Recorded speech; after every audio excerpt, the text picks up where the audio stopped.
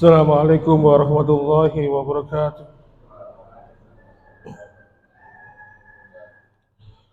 Alhamdulillahilladzi hamdan katsiran thayyiban mubarakan fi kama yuhibbu rabbuna wa yarda. Asyhadu an la ilaha illallah wahdahu la syarika lah wa asyhadu anna Muhammadan abduhu wa rasuluhu allazi la nabiyya ba'da. Allahumma shalli wa sallim wa barik ala Muhammadin wa ala alihi wa ashabihi wa man tabi'ahum bi ihsan ila yaumiddin. Fa ya ibadallah usikum wa nafsi bi taqwallah faqad fazal muttaqun. Qala ta'ala fi kitabil karim a'udzu billahi samiil alim minas syaitonir rajim min hamzihi wa nafthihi wa nafsihi ya ayyuhalladzina amanu taqullaha haqqa tuqatih wa la tamutunna illa wa antum muslimun. Alhamdulillah, senantiasa kita bersyukur kepada Allah Subhanahu wa taala yang senantiasa memberikan hidayah kepada kita sekalian sehingga pada kesempatan hari ini kita diperkenankan oleh Allah untuk mendatangi tempat ke masjid yang mulia ini. Salah satunya adalah untuk melaksanakan ibadah yang telah diwajibkan kepada kita. Mudah-mudahan sesuai dengan janji Allah di surat Yasin. Di ayat yang ke-12 Allah mengatakan inna nahnu nuhyil mauta wa naktubu ma qaddamu wa asarahum wa kulla syai'in ahsaynahu fi imamin mubin. Bahwasannya nanti ketika di akhirat nanti Allah akan menghidupkan kembali orang-orang yang telah mati. Kemudian akan ditulis kembali wa asaruhum, jejak mereka selama dalam kehidupan dunia, dan mereka pun akan diberikan balasan. Makanya mumpung kita ini di dalam kehidupan dunia ini, marilah kita ini membuat asar, membuat jejak. Jadikanlah jejak itu nanti kelak di hadapan Allah bernilai positif. Maka banyak orang yang dalam kehidupannya dalam membuat jejak itu ada yang membuat jejak berupa amal jariah, mengajarkan ilmu, kemudian misalnya membangun pesantren, membangun masjid dan sebagainya. Atau mungkin menggunakan asar yang lainnya. Misalnya dia memberikan keterampilan khusus kepada seseorang, di mana ilmu dan keterampilan itu bisa menjadi manfaat. Maka itu sama saja dengan menjadikan itu jejak untuk dirinya kelak dalam kehidupan akhirat. Oleh karena itu, ma'asyiral muslimin, Rasulullah SAW juga menyampaikan bahwasannya nanti setiap langkah manusia menuju masjid adalah jejak langkah baginya untuk kehidupan akhirat. Langkah kaki yang kanan adalah untuk menghapuskan dosa, langkah kaki yang kiri untuk meningkatkan derajat. Oleh karena itu, marilah kita mengukir jejak-jejak kehidupan kita. Kita ukir kehidupan itu dengan ibadah kepada Allah, maka insya Allah, Allah janji kepada kita, ketika nanti kita akan dibangkitkan kembali oleh Allah, dihidupkan kembali oleh Allah, akan ditulis kembali apa yang telah dilakukan oleh manusia dalam kehidupan dunia, dan pasti Allah akan memberikan balasan. Demikian ma'asyiral muslimin, sebagai mukadimah pada pertemuan pada pagi hari ini. Sebagai pengingat, pada kesempatan yang lalu, pada pertemuan yang lalu, saya menyampaikan sebuah pembahasan tentang pondasi agama. Waktu itu saya menyampaikan bahwasannya ada dua pondasi dalam kehidupan beragama itu. Yang pertama, pondasi adalah ilmu. Bahwasannya agama kita ini, pondasi yang pertama adalah ilmu. Ketika kita mengenal Allah, ketika kita beribadah kepada Allah, harus dilandasi dengan ilmu.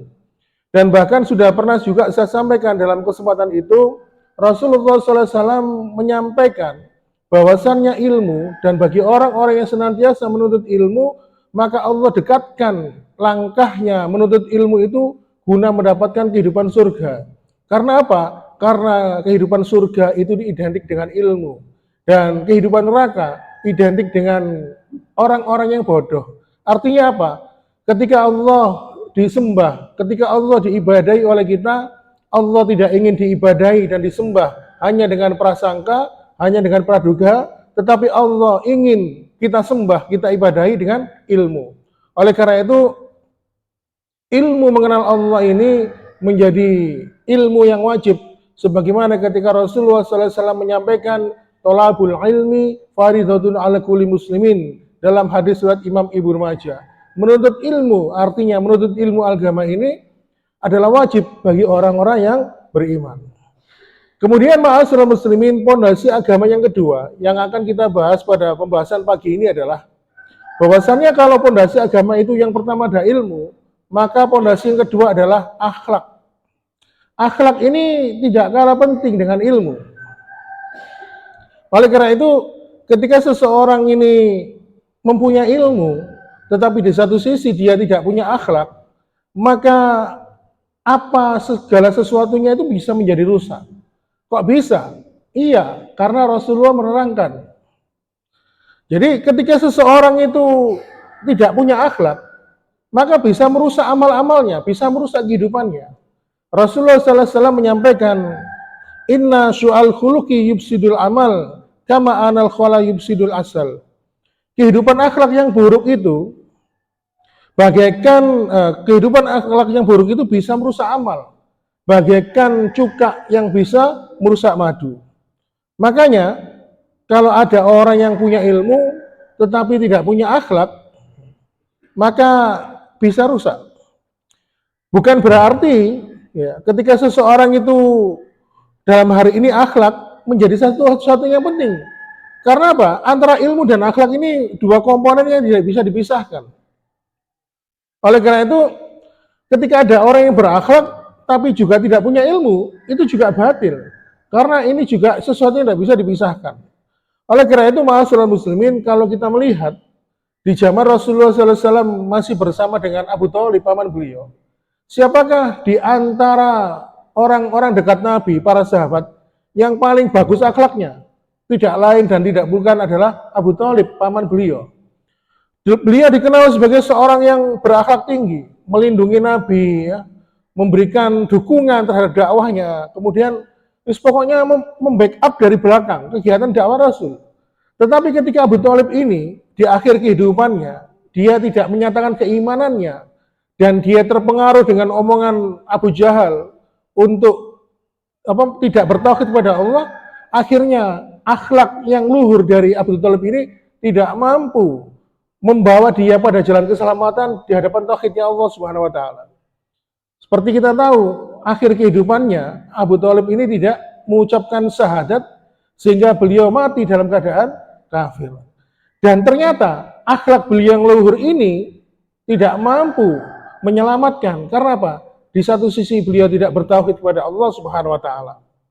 Oleh karena itu, ma'asyiral muslimin, akhirnya muncul beberapa pertanyaan.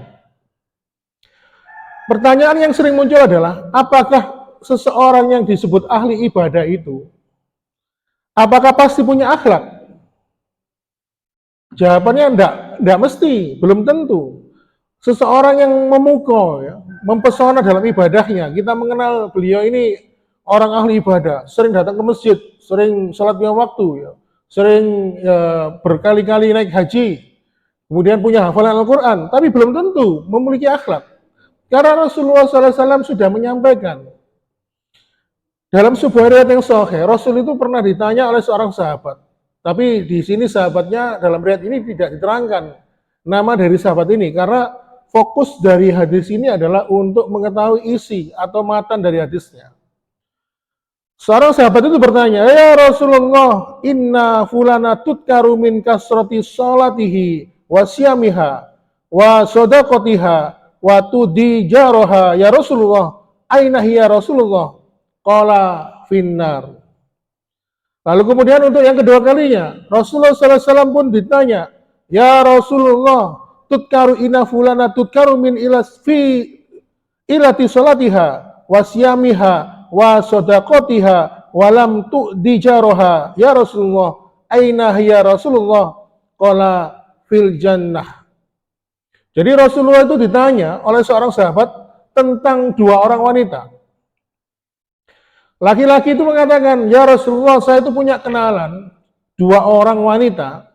Yang pertama, dia itu dikenal baik ibadahnya, sholatnya, banyak puasa sunnahnya, banyak sedekahnya. Dan kekurangannya dia cuma satu.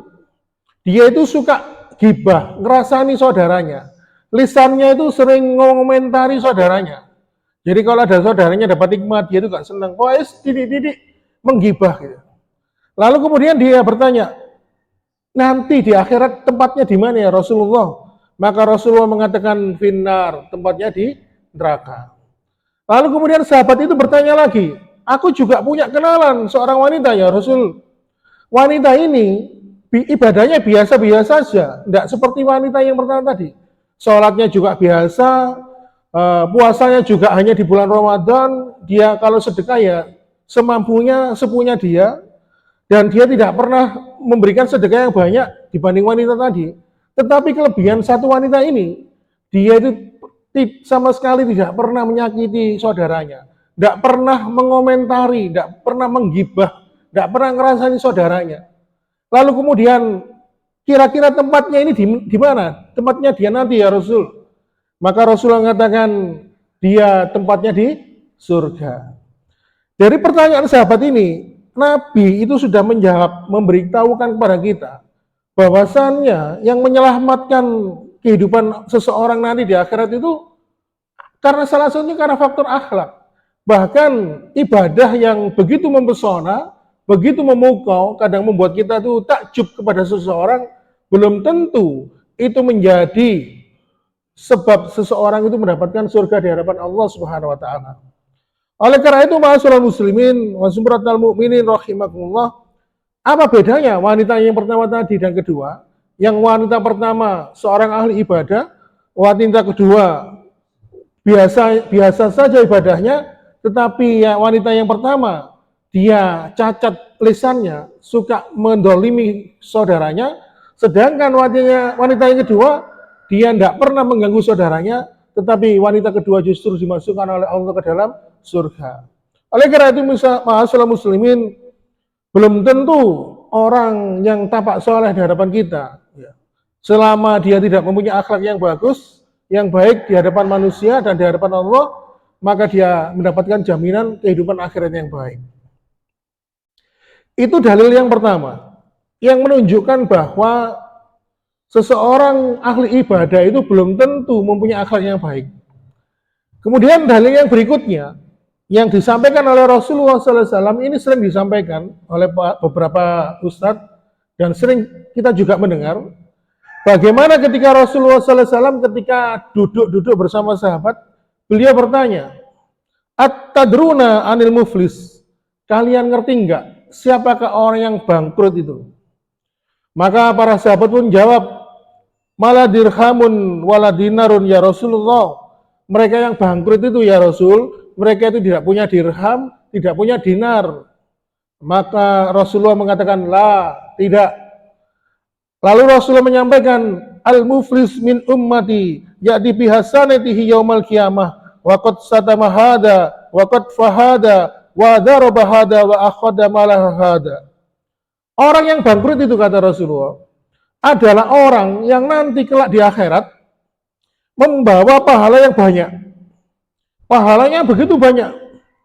Lalu Rasulullah mengatakan di sini, ya'ti bihasanati yaumal qiyamah, membawa pahala banyak. Artinya apa? Secara penampakan, orang itu kalau ketika hidup di dunia, pasti orangnya soleh kan, ahli ibadah kan. Dan ketika dia membawa pahala banyak, berarti amalannya kan diterima di sisi Allah. Nah, lalu Rasulullah mengatakan, kenapa orang ini kok bangkrut? Ternyata dia di samping beribadah kepada Allah, menampakkan dirinya menjadi orang yang soleh, ahli ibadah. Di satu sisi dia pernah mengganggu saudaranya, pernah berbuat zalim, pernah mengomentari kata-kata yang gak enak, pernah menghujat, atau mungkin pernah memukul dan sebagainya. Sehingga kelak di akhirat, orang-orang yang pernah dizalimi ya, meminta pertanggungjawaban kepada Allah. Akhirnya apa? Pahala dari orang ini tadi, yang begitu banyak, diberikan satu persatu kepada orang-orang yang pernah dizaliminya, sampai habis. Dan ternyata apa? Orang yang antri minta pertanggungjawaban masih banyak di belakang itu. Ternyata dia banyak menzalimi orang lain. Nah, akhirnya apa? Orang-orang yang dulu pernah dizalimi juga minta pertanggungjawaban. Di satu sisi pahalanya sudah habis. Akhirnya apa? Allah memutuskan dosa-dosa orang-orang yang pernah dizolimi tadi, yang masih antri minta pertanggungjawaban kepada dirinya, maka dosa-dosanya mereka diambil oleh Allah, dibebankan kepada orang yang muflis tadi, orang yang bangkrut. Inilah orang yang bangkrut, kata Rasulullah. Ketika dia beribadah di dalam kehidupan dunia, dengan susah payah dia beramal soleh, tetapi dia tidak mempunyai akhlak yang bagus, kelak di akhirat, pahalanya itu menjadi hilang, diberikan kepada orang-orang yang dulu pernah dia zolimi. Ketika pahala itu sudah habis, orang-orang yang minta pertanggungjawaban, minta pembalasan masih banyak ngantri di depan sana. Maka Allah menjadikan dosa-dosa mereka, orang-orang yang masih antri itu dibebankan kepada orang ini. Sehingga akhirnya apa? Karena begitu banyak dosa yang dia pikul, akhirnya menjadi sebab dia dimasukkan ke dalam neraka. Dia mendapat azab untuk masuk neraka. Sekejap berubah, awalnya dia menyangka, amalnya begitu banyak, dia menyangka akan bahagia dalam kehidupan akhirat, ternyata sekejap langsung berubah, dia langsung menjadi seseorang yang putus asa, dia tertegun, menyesal, akhirnya dia dimasukkan ke dalam neraka. Nah, dari dua dalil ini menunjukkan bahwa akhlak itu begitu penting. Makanya orang yang ahli ibadah itu belum tentu punya akhlak yang bagus. Makanya Rasulullah SAW memberikan tips bagaimana cara mengetahui seseorang itu akhlaknya baik. Maka Rasulullah mengatakan selama seseorang itu belum pernah bersafar bersama-sama dia, maksudnya belum pernah melakukan perjalanan jauh, maka jangan pernah mengatakan orang itu baik. Karena apa? Safar itu bisa menunjukkan karakter seseorang yang asli. Ya. Kadang-kadang ada orang itu menampakkan kebiasaannya ketika tapi ketika safar itu muncul wataknya. Kemudian para ulama juga memberikan tips kalau ingin mengetahui watak seseorang baik apa enggak, coba ya, bertransaksi dengan dia masalah keuangan. Mungkin diberikan amanah megang sebuah anggaran, atau mungkin ketika dia minjam duit atau hutang, ya, kemudian dia tidak amanah, menyelewengkan, atau bahkan kalau orang Jawa itu ngemplang, ya, maka itu bisa diketahui orang itu tidak baik, tidak punya akhlak, walaupun dia itu sebuah masjid. Makanya menjadi orang yang berakhlak itu sungguh sebuah keutamaan yang luar biasa, sehingga para ulama dulu banyak mengarang kitab-kitab yang berhubungan dengan akhlak, yang berhubungan dengan adab. Misalnya yang terkenal adalah kitab Adabul Mufrad, ya, di mana Adabul Mufrad ini kitab yang mengarang tentang adab, bagaimana adab itu bisa membentuk karakter seseorang sehingga mempunyai akhlak yang baik. Nah, Nabi di sini, para Nabi dan Rasul pun dibentuk akhlaknya oleh Allah. Salah satunya apa? Untuk menggembala. Karena menggembala itu bisa membentuk akhlak dan membentuk kesabaran. Oleh karena itu, ma'asyiral muslimin, akhlak ini perlu dibina, ya, perlu dipupuk dari kecil, sehingga tidak hanya ilmu saja yang penting bagi kita, maka akhlak itu juga penting. Itu pertanyaan yang pertama. Pertanyaan yang kedua, untuk orang berilmu, apakah mereka juga punya akhlak? Belum tentu. Jawabannya, kenapa? Karena Imam Syafi'i pernah berkata di dalam satu kitabnya, Imam Syafi'i pernah mengatakan begini, barang siapa yang ingin dilapangkan hatinya, ingin diberikan cahaya iman dalam hatinya, maka hendaklah dia itu khulwah, atau sering berdoa dengan Allah, dan menghindari banyak berdoa dengan makhluk, meninggalkan orang-orang bodoh yang senantiasa mengajar dosa dan maksiat.